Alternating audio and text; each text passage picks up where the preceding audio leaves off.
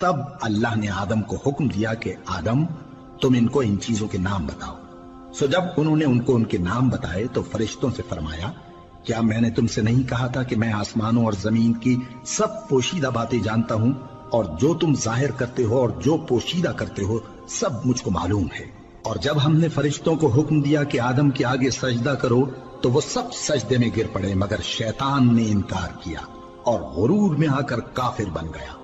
اور ہم نے کہا کہ اے آدم، تم اور تمہاری بیوی بہشت میں رہو اور جہاں سے چاہو بے روک ٹوک کھاؤ پیو، لیکن اس درخت کے پاس نہ جانا، نہیں تو ظالموں میں ہو جاؤ گے۔